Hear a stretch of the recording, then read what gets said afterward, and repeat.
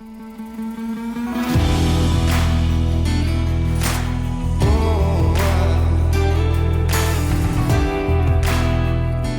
here's what I think is a Bigfoot story. The writer's name is Bebo, B-E-E-B-O, Bebo. I've been running around the woods all my life, from creek beds to swamps to dirt roads and fields. In all that time, I never experienced anything strange. That is, until recently. 2 weeks before hunting season ended this year, my son-in-law and I wanted to shoot some hogs. That morning, I put out some corn for the afternoon hunt. A little before dark 30, we headed to the box stand and we jumped 5 deer eating out of the corn pile. When they scattered off, we got settled in, and man, were those woods alive. Everything was talking, from crickets to frogs and raccoons and owls. We could hear the hogs coming from the left side of the swamp bottom, walking through the water and mud. My son-in-law picked up his AR, looked through his thermal scope, and said there were 5 pigs at the pile. Well, I told him to hold on, let's wait for the big ones to come out. There was a loud yell coming from 50 yards down the swamp from us. It happened just instantly. Everything that was making noise in the woods went silent. It all just suddenly died out, like a light switch had been flicked off. What the hell is that? My son-in-law asked, looking like he was ready to get the hell out of there. Well, I don't know, I said. I never heard anything like that before. When we heard the coyotes start back up, we decided to wait it out for a little longer. A few minutes later, all the other animals and insects in the woods came back to life, filling the air with sound again. It was the strangest sensation, hearing all the noise sucked out of the forest like that, only to hear it return a little while later. It was like someone had their hands on the volume knob and turned it down and then turned it back up again. 2 weeks later, I put a pig brig trap down below where we had been sitting that night, and I caught 16 little pigs out of it and then rebaited it and set it again. The next morning, I found 250-pounders.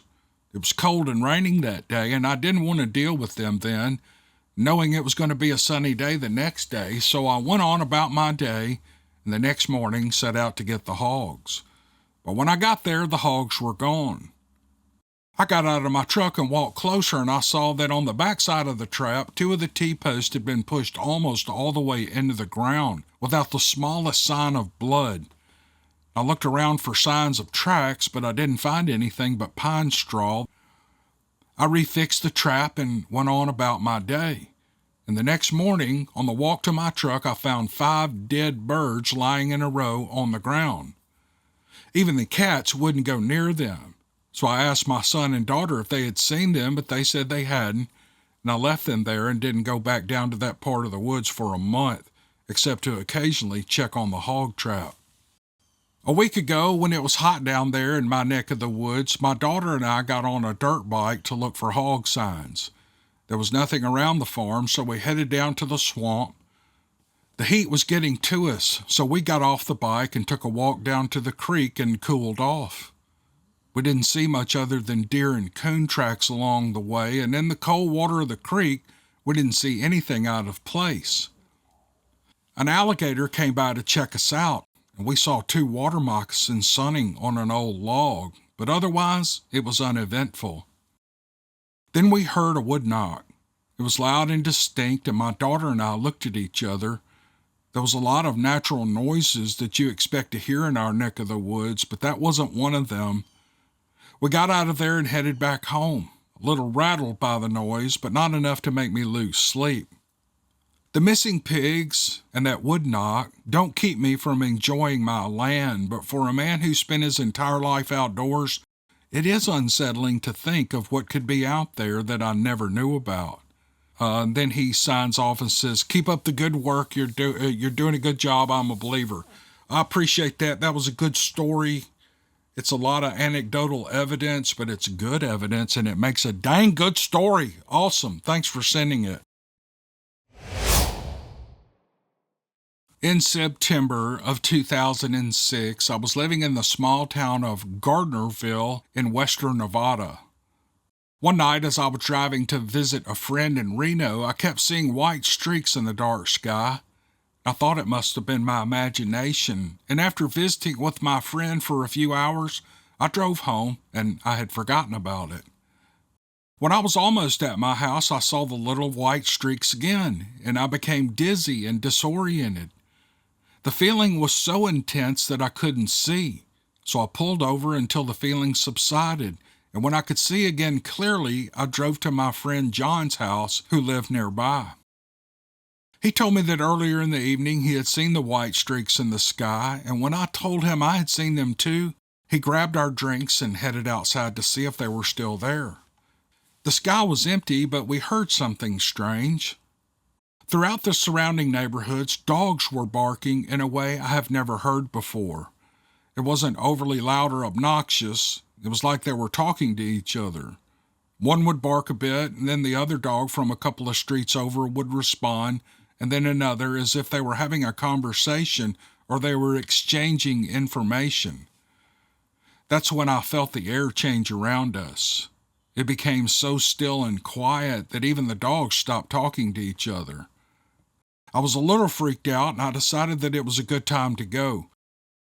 And then a minute later, I was back home and talking to my friend who was staying with me. I went over the weird events of the night, and we ended up outside again.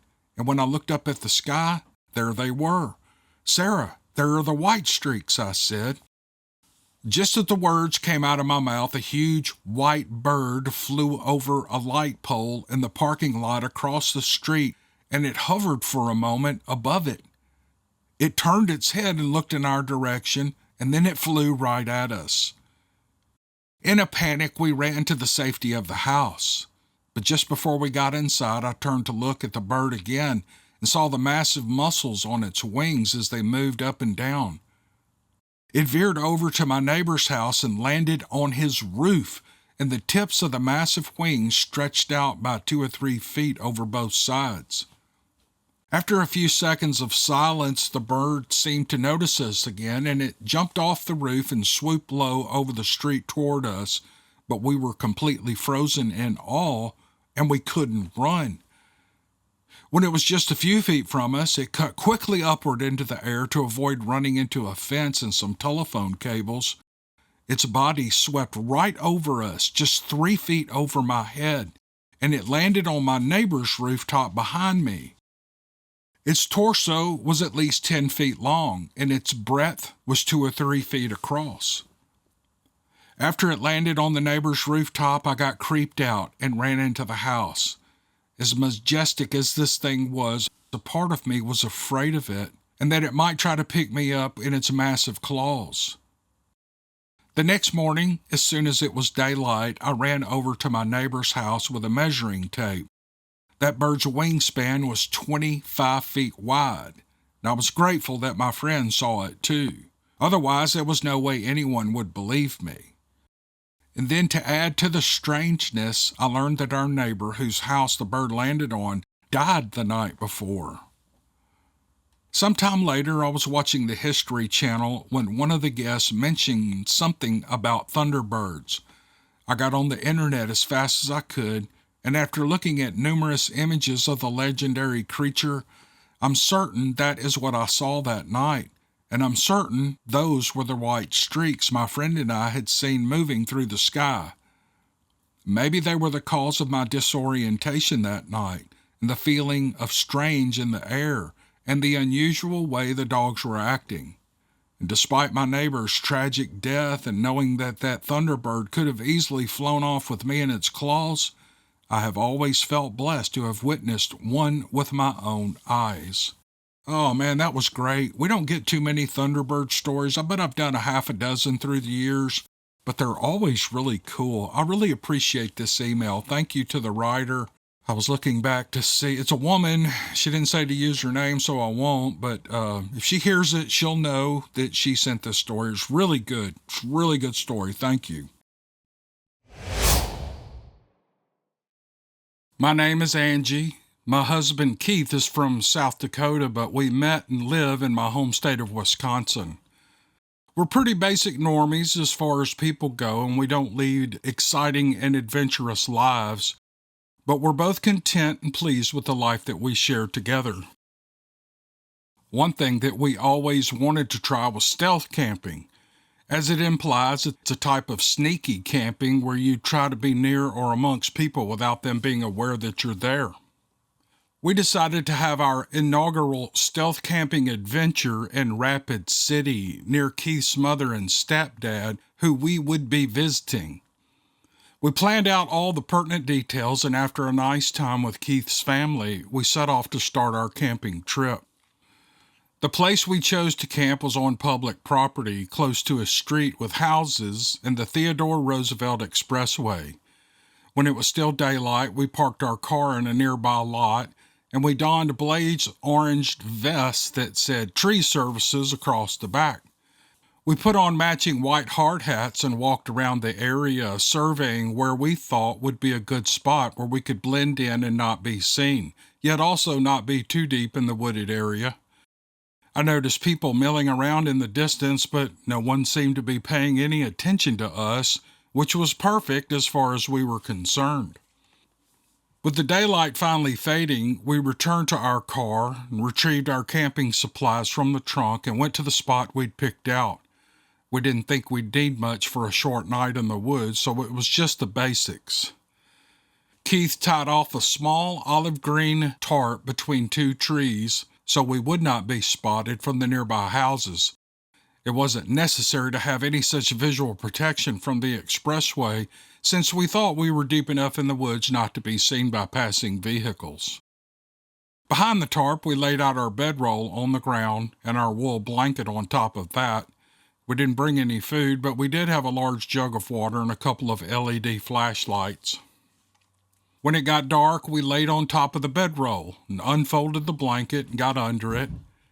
It felt to me like one of our date nights, the two of us together just talking and holding each other tight, breathing in the cool night air with nature all around us. I remember being very relaxed and comfortable with my husband at my side, and I eventually fell asleep. I woke to Keith firmly shaking me awake. When I asked him what was going on, he said something had thrown a handful of loose dirt at us. I felt the top of the blanket, and sure enough, it was covered with dirt. I put my fingers in my hair and felt it there too. We turned on our flashlights and looked at the blanket, and we saw the dirt covering us, and just as we were trying to figure out what the hell was happening, another shower of dirt was hauled at us from out of the darkness. We were pelted once again with it spraying our faces, the blanket and the tarp behind us.